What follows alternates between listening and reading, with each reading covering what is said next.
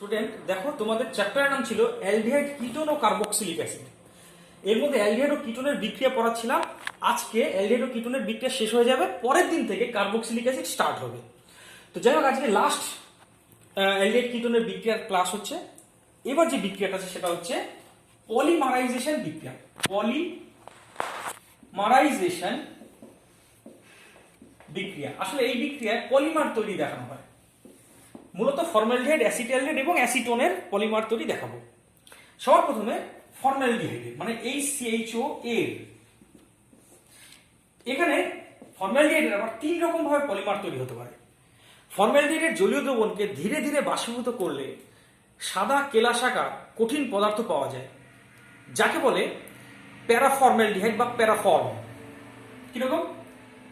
এখানে N সংখ্যক formaldehyde অণু প্লাস একটা জলের অণু, এবার হিট দিয়েছ, মিলে তৈরি করে CH2O। CH2O মানে formaldehyde whole N dot H2O। এই যৌগটার নাম হচ্ছে প্যারাফর্ম বা প্যারাফর্মালডিহাইড। প্যারাফর্মালডিহাইড। ফর্মালডিহাইড আরেক রকম ভাবে পলিমারাইজ করে, সেটা হলো ফর্মালডিহাইডকে বাষ্পীয় অবস্থায় রেখে দিলে, জাস্ট তুমি একটা আবদ্ধ পাত্রে ফর্মালডিহাইড বাষ্পকে রেখে দিয়েছো, অনেকক্ষণ পরে এসে দেখবে কঠিন পদার্থ উৎপন্ন হয়েছে, যাকে বলে ট্রাইঅক্সান বা মেটাফর্মালডিহাইড। তাহলে আরেকবার রিপিট করছি, ফর্মালডিহাইড বাষ্পকে রেখে দিলে ফর্মালডিহাইড বাষ্পকে রেখে দিলে কঠিন পদার্থ উৎপন্ন হয়। হ্যাঁ, এই কঠিন পদার্থটাকে বলা হচ্ছে ট্রাইঅক্সান বা মেটাফর্মালডিহাইড। এখানে তিন অণু ফর্মালডিহাইড অংশ নেয়। কিরকম ভাবে? আমি এই এক অণু ফর্মালডিহাইডকে লিখছি CH2 double bond O, CH2 double bond O, CH2 double bond O। দেখো, তিন অণু ফর্মালডিহাইডকে আমি রেখেছি। একে কি করেছি, ফর্মালডিহাইড বাষ্পকে আমি জাস্ট রেখে দিয়েছি কিছু টাইমের জন্য। তাহলে এদের মধ্যে এরকম একটা বিক্রিয়া হয়, এই বন্ডটা এসে এখানে ধাক্কা দেয়, এই বন্ডটা এখানে ধাক্কা দেয়, এই বন্ডটা এখানে ধাক্কা দেয়। তাহলে যা পাচ্ছি সেইভাবে লিখে যাবো। এখানে হচ্ছে দেখো CH2 O, CH2 O, CH2। এর নাম হচ্ছে ট্রাইঅক্সান।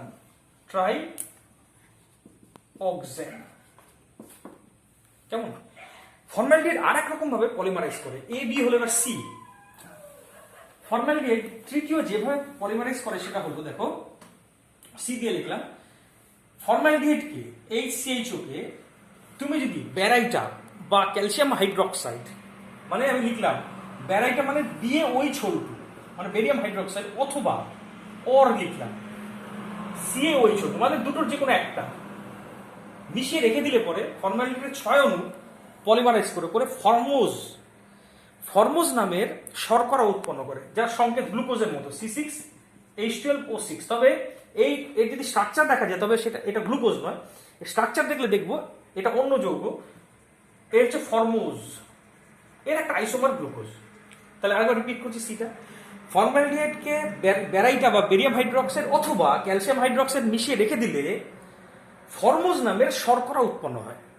ব্যাস, ফর্মালডিহাইডের পলিমারাইজেশন কমপ্লিট। এবার আসি অ্যাসিটালডিহাইডের পলিমারাইজেশন। এখানে লিখলাম CH3CHO এর, মানে অ্যাসিটালডিহাইডের পলিমারাইজেশন। অ্যাসিটালডিহাইডের তিন অণুকে গাঢ় H2SO4 সহ পাতিত করলে, গাঢ় H2SO4 সহ পাতিত করা মানে জাস্ট হিট করা, 60 ডিগ্রিতে হিট করতে হয়। হিট করলে পরে একটা বৃত্তাকার যৌগ তৈরি হয়। কিরকম বৃত্তাকার যৌগ দেখাচ্ছি আমি এখানে, মেকানিজম সহ দেখাচ্ছি। CHO CH, দেখো এটা একটা অ্যাসিটালডিহাইড, CH3CHO, CH একইভাবে CH ডবল বন্ড O, এখানে CH3, দেখো আর এক অণু CH3CHO কে লিখেছি, জাস্ট কায়দা করে লিখছি আমি, ঠিক আছে। আর এক অণু CH3CHO কে লিখলাম, তিন অণু অ্যাসিটালডিহাইডকে সাজিয়ে লিখেছি। তা তুমি এই বন্ডটা দিয়ে এখানে ধাক্কা দাও, এই বন্ডটা দিয়ে এখানে ধাক্কা দাও, এই বন্ডটা দিয়ে এখানে ধাক্কা দাও, তাহলে যেটা পাবো সেটা এখানে লিখে দিচ্ছি। কেমন? তাহলে দেখো পাচ্ছি আমি, এখানে CH3 তো আছেই আগের থেকে, সেখানে ছিল CH, এখানে আছে O, এখানে আছে CH, এখানে আছে CH3, ঠিক আছে। আর এখানে আছে একটা ও, আর এখানেও একটা ও, সে ফর্মালডিহাইডের মতোই, ঠিক আছে। এটা সিএস, শুধু 3টে সিএস এক্সট্রা আছে। এর নাম হলো প্যারা অ্যালডিহাইড। প্যারা অ্যালডিহাইড, মনে রাখবে এই প্যারা অ্যালডিহাইড কিন্তু একটা ঘুমের ওষুধ রূপে ব্যবহৃত ঔষধ। ঘুমের ঔষধ, এটা ঘুমের ঔষধ, এর কোনো বিজারণ ধর্ম নেই, এটা হচ্ছে জাস্ট ঘুমের ঔষধ, আর কিছু না। এবার চলে আসছি অ্যাসিটোনের পলিমারাইজেশন। অ্যাসিটোনের পলিমারাইজেশনটা কিন্তু খুব ইম্পর্টেন্ট। আমি বলছি যারা অর্ডিনারি মানের তাদের বলছি যদি একটাও মনে না রাখো নো প্রবলেম, কিন্তু অ্যাসিটোনের পলিমারাইজেশন অবশ্যই মনে রাখতে হবে। তাহলে এবার লিখলাম CH3 COCH3 এর পলিমারাইজেশন। এটা ক্লাস 11-এ তোমরা পড়েছো, এটা স্টার মানলাম, খুব ইম্পর্টেন্ট। অ্যাসিটোন এর 3 অণুকে গাঢ় H2SO4 সহ হিট করলে মেসিটিলিন নামের অ্যারোমেটিক যৌগ উৎপন্ন হয়। মেসিটিলিন ক্লাস 11-এও ছিল, বা 1,3,5 ট্রাইমিথাইল বেনজিন বা মেসিটিলিন, নিচে নামটা লিখলাম, মেসিটিলিন উৎপন্ন হয়। এটা একটা অ্যারোমেটিক যৌগ। একটা অ্যালিফেটিক যৌগ থেকে অ্যারোমেটিক যৌগ রূপান্তরের এটা একটা উৎকৃষ্ট উদাহরণ। তাহলে কি বললাম, অ্যাসিটোনকে গাঢ় H2SO4 সহ উত্তপ্ত করলে মেসিটিলিন নামের অ্যারোমেটিক যৌগ উৎপন্ন হয়। এই পলিমারাইজেশন বিক্রিয়া কমপ্লিট হলো। এরপরে যে বিক্রিয়াটা আছে সেটা হচ্ছে বেনজিন বলয়ের প্রতিস্থাপন বিক্রিয়া। তোমরা হেডিং করবে বেনজিন বলয়ের প্রতিস্থাপন বিক্রিয়া। এটা খুব সহজ, এগুলো আছে বলে লিখছি, এগুলো তোমরা না লিখলেও পারতে, আমি জানি। এটা অ্যাসিটাল বেনজালডিহাইড, তাকে যদি মিশ্র অ্যাসিড দিয়ে, মানে গাঢ় HNO3 প্লাস গাঢ় H2SO4, তোমরা জানো এটা 1:1 অনুপাত নিলে পরে এটা করে মিশ্র অ্যাসিড ব্যবহার করে হিট করলে পরে NO2 গ্রুপ প্রবেশ করে। এখন CHO মনে রাখবে মেটা নির্দেশক, তাই মেটা পজিশনে NO2 প্রবেশ করে, মানে মেটা নাইট্রো বেনজালডিহাইড পাবো। আর বেশি দেখাবো না, তোমরা এই বিক্রিয়া সবই বুঝতে পারবে, অবশ্যই বুঝতে পারবে। একে যদি তুমি FeBr3 মনে করো আর ব্রোমিন দিতে, তাহলে ব্রোমিন প্রবেশ করতো মেটা পজিশনে, তাহলে তৈরি হতো মেটা ব্রোমো ফর্মালডিহাইড। আরেকটা দেখাচ্ছি। আচ্ছা, এই যৌগটাকে তুমি মনে করো ফ্রিডলক্রাফট অ্যালকাইলেশন করবে CH3Cl আর AlCl3 দিয়ে, তাহলে CH3 গ্রুপ প্রবেশ করবে মেটা পজিশনে, কারণ CH3CHOটা হচ্ছে মেটা নির্দেশক। তাহলে পাবো মেটা মিথাইল বেনজালডিহাইড, এভাবে বলতে পারি। এবার চলে আসছি পরের বিক্রিয়া।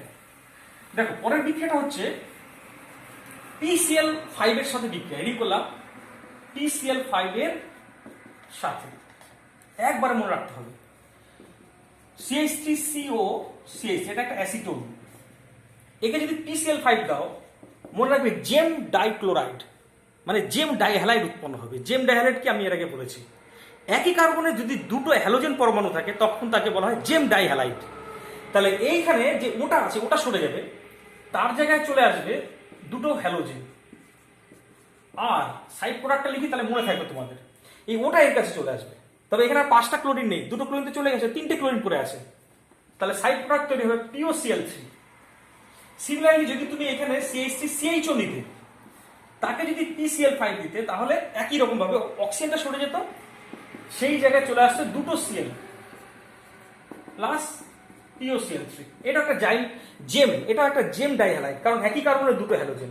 এটা একটা জেম ডাইহ্যালাইড, কারণ একই কার্বনের দুটো হ্যালোজেন। এই একটা বিক্রিয়া।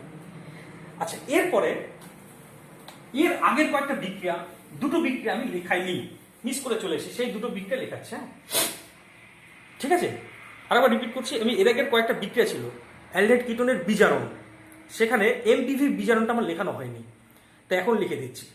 ঠিক আছে, পারলে তোমাদের খাতায় যখন নোট করেছো অ্যালডিহাইড কিটোনের বিজারণের জায়গায় যদি ফাঁকা জায়গাটাকে লিখে নিও, বা শেষেও লিখে নিতে পারো। তো হেডিং করছে, এটা ইম্পর্টেন্ট আছে, MPV বিজারণ। এর পুরো কথা হচ্ছে মিরউইন পন্ডফ ভার্লে বিজারণ, যেরকম উচ্চারণ করছি, পুরো নাম মনে রাখলে হবে, তো বলছি আরেকবার, মিরউইন পন্ডফ ভার্লে বিজারণ, 3জন সায়েন্টিস্টের নাম অনুসারে। এই বিজারণটা কি বলছে, কোন একটা অ্যালডিহাইড, তাকে যদি অ্যালুমিনিয়াম আইসোপ্রোপক্সাইড, অ্যালুমিনিয়াম আইসোপ্রোপক্সাইডের সংকেতটা দেখো, এইটা হচ্ছে আইসোপ্রোপাইল গ্রুপ, এখানে ও থাকলো, তাহলে এটা হচ্ছে আইসোপ্রপক্সাইড। আর এর অ্যালুমিনিয়ামের যোজ্যতা 3, তাই 3 লিখবো বাইরে। তাহলে অ্যালুমিনিয়ামের সাথে এরকম 3টে গ্রুপ আছে, এটা হচ্ছে অ্যালুমিনিয়াম আইসোপ্রপক্সাইড। এখানে বিজারক রূপে নেব, আর দ্রাবক রূপে নেওয়া হয় এরই অ্যালকোহল, মানে আইসোপ্রোপাইল অ্যালকোহল। তাহলে সেটা কি? CH3 CH CH3 OH। তাহলে অ্যারেঞ্জমেন্ট আরেকবার বলছি, আইসোপ্রোপাইল অ্যালকোহল দ্রাবকে কোন একটা অ্যালডিহাইড বা কিটোনকে অ্যালুমিনিয়াম আইসোপ্রপক্সাইড দ্বারা বিজারিত করলে অ্যালডিহাইড থেকে প্রাইমারি অ্যালকোহল উৎপন্ন হয়, CH3 CH2OH। আর যদি এখানে কিটোন নিতাম, CH3CO CH3, মনে করো কিটোন নিতাম, তাহলে ওই জিনিসই দিয়েছি, মনে করো আমি আর লিখলাম না, ওই জিনিসই আইসোপ্রোপাইল অ্যালকোহল নিয়েছো আর অ্যালুমিনিয়াম আইসোপ্রপক্সাইড নিয়েছো, তাহলে এইটা হয়ে যাবে 2 ডিগ্রি অ্যালকোহল গ্রুপে রূপান্তরিত হবে এবং পাবো CH3 CH OH CH3। এটা 1 ডিগ্রি অ্যালকোহল, এটা হচ্ছে 2 ডিগ্রি অ্যালকোহল। এখন প্রশ্ন হচ্ছে, তোমরা প্রশ্ন করতেই পারো যে স্যার এই বিজারণটা তো এত কঠিন বিজারক দ্রব্য দিয়ে করার কি দরকার? এ তো সাধারণ বিজারক দ্রব্য, মানে আমাদের পরিচিত, সবার পরিচিত LiLH4 দিয়ে বা অন্য কোনো বিজারক দ্রব্য দিয়ে বিজারণ করলেও তো এটাই হয়, যে অ্যালডিহাইডকে বিজারণ করলে 1 ডিগ্রি অ্যালকোহল, কিটোনকে বিজারণ করলে 2 ডিগ্রি অ্যালকোহল। তাহলে অত কঠিন বিজারক দ্রব্য নেওয়ার কি দরকার?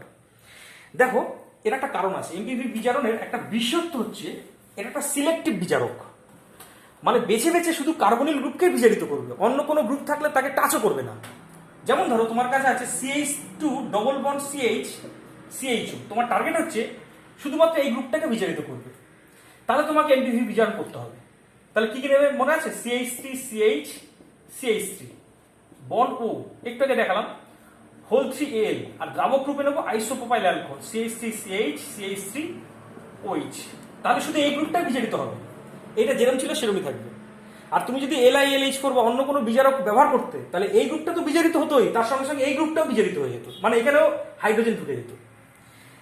তাহলে এই রকম বিজারণের বিশেষত্ব হচ্ছে এটা হচ্ছে সিলেক্টিভ বিজারক। সিলেক্টিভ বিজারক মানে বেছে বেছে শুধু কার্বনিল গ্রুপকে বিজারিত করবে, এই গ্রুপটাকে বিজারিত করবে। তাহলে পাবো দেখো CH2 double bond CH CH2OH। ঠিক আছে, এইটা বলার ছিল। আরেকটা বিক্রিয়া বাকি আছে, তাহলেই হয়ে যাবে। সেটা হচ্ছে লাল ফসফরাস গাঢ় HI দ্বারা বিজারণ। লাল ফসফরাস ও গাঢ় HI দ্বারা বিজারণ, এটা কিন্তু একটা খুব শক্তিশালী বিজারক। আমি বলবো যত রকমের বিজারক আছে তার মধ্যে স্ট্রংগেস্ট বলা যেতে পারে, একটা বিশেষ দিক থেকে ভাবলে পরে। কেন? এই লাল ফসফরাস আর গাঢ় HI দিলে পরে দেখা যায় অক্সিজেন যুক্ত যে কোনো জৈব যৌগ অ্যালকেনে রূপান্তরিত হয়। অক্সিজেন যুক্ত যে কোনো জৈব, আমরা এখানে অ্যালডিহাইড কিটোন নিয়ে আলোচনা করছি, তো অ্যালডিহাইড বা কিটোনগুলি সমসংখ্যক কার্বনযুক্ত অ্যালকেনে পরিণত হয়। তাহলে তোমার কাছে আছে মনে করো CH3 CHO, তাকে তুমি দিয়েছো লাল ফসফরাস এবং গাঢ় HI। লাল ফসফরাস ও গাঢ় হাইড্রোআয়োডিক অ্যাসিড দিলে পরে দুটো কার্বন আছে, তো উৎপন্ন হবে দুটো কার্বন যুক্ত অ্যালকেন, মানে ইথেন। যদি এখানে থাকতো অ্যাসিটোন, তাকে তুমি দিয়েছো মনে করো লাল ফসফরাস এবং গাঢ় HI, তাহলে তৈরি হবে 3টে কার্বন যুক্ত অ্যালকেন, মানে প্রপেন। ঠিক আছে, আর লাস্ট আরেকটা বিক্রিয়া আছে, ঠিক আছে, তাহলে কমপ্লিট। সেটা হচ্ছে বিভিন্ন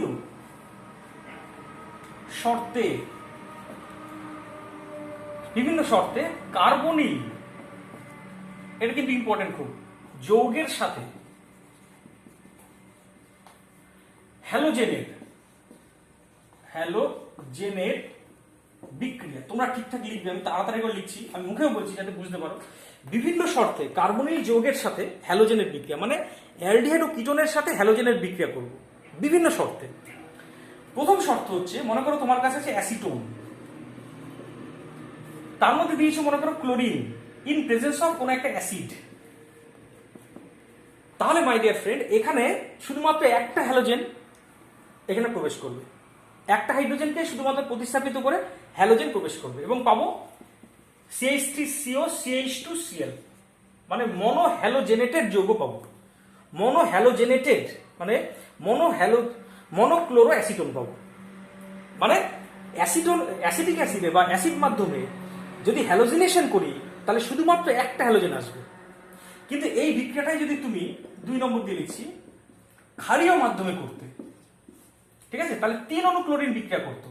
মনে করো NaOH দিয়েছো, তাহলে 3টে হ্যালোজেন প্রবেশ করতো, তাহলে তৈরি হতো দেখো CH3CO CCl3, মানে ট্রাই হ্যালো কার্বনিল যৌগ, মানে এখানে ট্রাইক্লোরো অ্যাসিটোন পেলাম।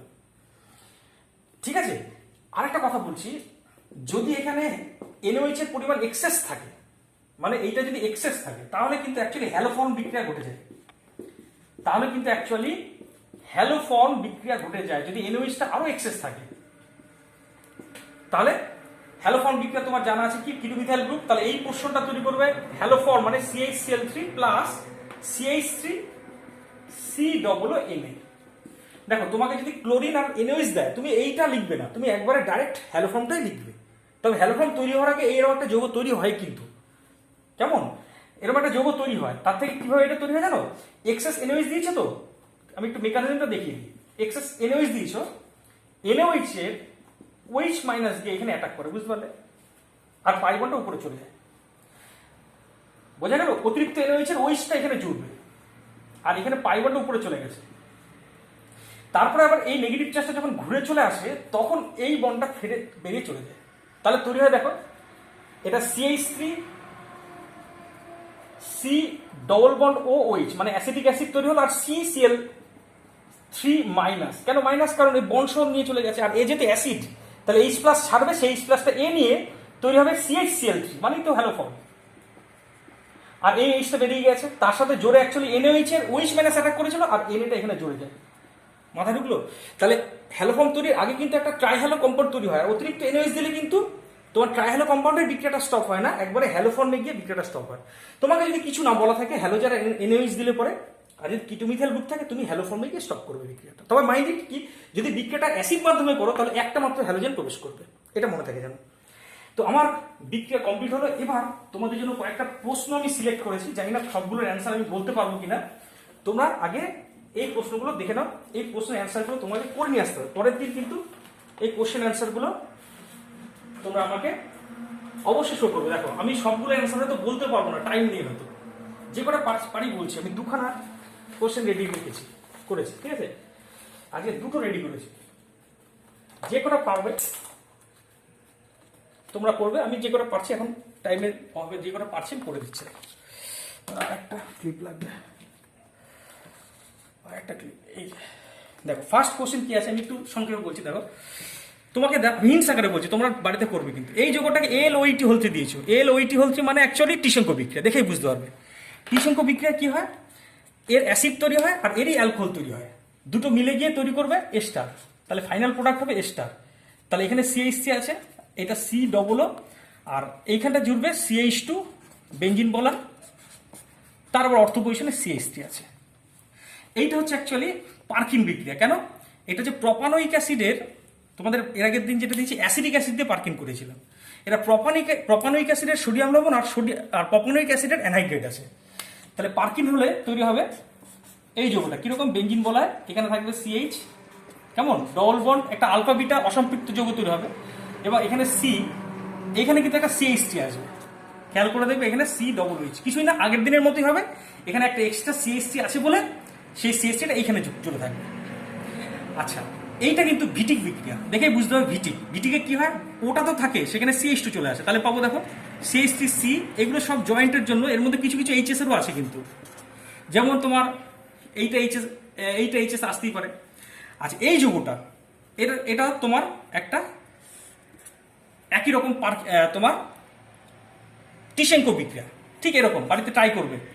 হ্যাঁ, অ্যাসিড তৈরি হবে, অ্যালকোহল তৈরি হবে, কিন্তু মিশে গিয়ে এস্টার পাবো শেষে, এটা বাড়িতে ট্রাই করবে। আচ্ছা, এই যৌগটা ক্লেইজেন বিক্রিয়া, আমি লিখে দিলাম ক্লেইজেন স্মিড। এটা কিন্তু অ্যাকচুয়ালি মিশ্র অ্যালডল বিক্রিয়া, যেখানে একটা অ্যারোমেটিক যৌগ ব্যবহার করা হয়েছে বলে কখনো অ্যালডলটাকে পাওয়া যায় না, আলটিমেটলি জল বেরিয়ে গিয়ে যেটা সেটা পাওয়া যায়। এবং পাবো কি, আমি একবারে ফাইনাল প্রোডাক্টটা লিখছি ক্লেইজেন স্মিড। সেখানে কিন্তু আমি স্পেলিংটা লিখিনি, মুখে বলেছিলাম একবার যে মিশ্র অ্যালডলে যদি একটা অ্যারোমেটিক যৌগ ব্যবহার করা হয়, তাহলে প্রোডাক্টটা হয় কিন্তু সবসময় নিরোধিত প্রোডাক্ট। এবং পাবো কি CH, এটা কিন্তু HS আসার মতো, ডবল বন্ড CHO, ঠিক আছে, এই যৌগটা পাবে। সিনামালডিহাইড, ধরো 1 মিনিট, সরি, CH, হ্যাঁ ঠিকই বলেছি, সিনামালডিহাইড তৈরি হলো। আচ্ছা, এবার এই যৌগটা, এটা তো আজকে দেখলাম MPV, লিখে দিলাম MPV, মিরুইন পন্ড ভার্লে বিজারণ। তাহলে এইটা শুধু বিজারিত হবে, তাহলে কি লিখবো, CH2 ডবল বন্ড CH, তারপরে CH2OH। এইটা শুধু এই CH ওটা বিজারিত হবে। এটা তো বেনজয়েন, দেখেই বুঝতে পারছো, এটা তো আমি বলবোই না, এটা বেনজয়েন কন্ডেনসেশনে এটা হচ্ছে বেনজয়েন তৈরি হবে, তাকে জারণ করলে বেনজিল তৈরি হবে, তারপরে কেউইচ দিলে ওর বেনজাইলিক রিঅ্যারেঞ্জমেন্ট করে বেনজিলিক অ্যাসিডের পটাশিয়াম লবণ তৈরি হবে। আগের দিন করিয়েছি, দেখো ভিডিওটা মনে থাকে যেন, বেনজয়েন, বেনজিল, বেনজাইলিক রিঅ্যারেঞ্জমেন্টের মাধ্যমে বেনজাইলিক অ্যাসিডের পটাশিয়াম লবণ তৈরি হবে। এবার চলে আসি পরের প্রশ্নে। দেখো পরেরটা কি বলেছে, বলেছে কোনো প্রকার বিজারক ব্যবহার না করে এই CHOকে কিভাবে CH3OH এ রূপান্তরিত করবে। দেখো তুমি জানো ফর্মালডিহাইডকে যদি তুমি অ্যালকোহলে রূপান্তরিত করতে চাও অবশ্যই বিজারক ব্যবহার করতে হয়, কিন্তু বলেছে বিজারক ব্যবহার করা যাবে না। তাহলে তুমি কি করবে, একে ক্যাননিজারো বিক্রিয়া করে দেবে। কারণ তুমি জানো ক্যাননিজারো বিক্রিয়া দ্বিঅণু অংশ নেয়, এখানে গাঢ় NaOH মানে 50% NaOH লাগে, এখনো জারিত হয় এখনো বিজারিত হয়। তাহলে তোমাকে এখানে ইনডাইরেক্টলি বলেছে ক্যাননিজারো বিক্রিয়া, মনে থাকে যেন, এখানে ক্যাননিজারো বিক্রিয়া কোনো বিজারক লাগে না, শুধু গাঢ় NaOH বা গাঢ় KOH লাগে। আচ্ছা এরপরে ওজন লিসিস করলে তুমি জানো এখান থেকে ভাঙলে পরে এই পোর্শন থেকে একটা বেঞ্জিন বলে সাইক্লোহেক্সানন, এদিক থেকে একটা সাইক্লোহেক্সানন, মানে দ্বিঅণু সাইক্লোহেক্সানন তৈরি হবে। তাকে আবার SiO2 দিয়েছো, SiO2 দিলে এই পাশের বা এই পাশের যে কোনো এক সাইড থেকে CO তৈরি হবে, আরেকটা CO তৈরি হবে, এই পাশ থেকে করলাম। কারণ জানো SiO2 দিলে পরে কার্বনিল গ্রুপের পাশে CH2 থাকলে CO হয়, আর CH3 থাকলে CHO হয়, তাহলে এটা CH2 আছে তাহলে CO হলো। এইটা কিন্তু পুরো যেই অ্যাডভান্স বা যেই মেইনের জন্য, যেই এটা আমি তোমাদের জাস্ট হিন্টস আকারে বলছি, তোমার বাড়িতে ট্রাই করবে, যে পারবে তাকে বুঝবো যে সত্যি তার মধ্যে কিছু আছে, তাও হিন্টস আকারে দিচ্ছি। দেখো এই বিক্রিয়াটা অ্যাকচুয়ালি Hg2 + 20% H2SO4 70 থেকে 80 ডিগ্রি, এটা হচ্ছে অ্যাকচুয়ালি হাইড্রেশন বিক্রিয়া, এবং এখানে অ্যালকাইনে হাইড্রেশন করলে মনে রাখবে এখানে তৈরি হবে, এখানে বেঞ্জিন বলা হয়, আমি একটু হিন্টস আকারে বলছি, এখানে তৈরি হবে, দেখো এটা কিটো গ্রুপে রূপান্তরিত হবে, এটা কিটো গ্রুপ, এটা CH2 CH2 CHO, তাকে AgNO3 NH4OH দিয়েছো, মানে টলেন্স বিকারক দিলে এটা কিন্তু হয়ে যাবে COOH, এখানে দেখিয়ে দিলাম। আচ্ছা এইখানে দেখাচ্ছি, তাহলে বেঞ্জিন বলা তো ছিলই, এটা double bond O CH2 CH2 COOH, তাকে আবার তুমি ZnHg দিয়েছো, ZnHg দিলে শুধু COটা এই CO গ্রুপটা CH2 হয়ে যাবে, তার মানে পাবে কি, দেখো এটা COOH, তাকে SOCl2 দিয়েছে, SOCl2 দিলে এটা COCl হয়ে যায়, মানে বেঞ্জিন বলা যেরকম ছিল, এখানে বেঞ্জিন বলা আছে যেরকম ছিল এখানে COCl হবে, তারপরে AlCl3 দিলে পরে ফ্রিডেলক্রাফট ইন্ট্রামলিকুলার ফ্রিডেলক্রাফট অ্যাসাইলেশন হবে, কারণ COCl আর AlCl3 হিট এইখানে জুড়ে যাবে, মানে ফ্রিডেলক্রাফট ইন্ট্রামলিকুলার ফ্রিডেলক্রাফট অ্যাসাইলেশন হবে, ঠিক আছে। এবং এখানে CO আসবে, তাকে জিঙ্ক অ্যামালগাম দিলে এইটাও CH2 হয়ে যাবে, ঠিক আছে। বাড়িতে করবে এইটাও CH2 হয়ে যাবে, বাড়িতে করবে। আজকে এই পর্যন্তই, বাকিটা পরের দিন।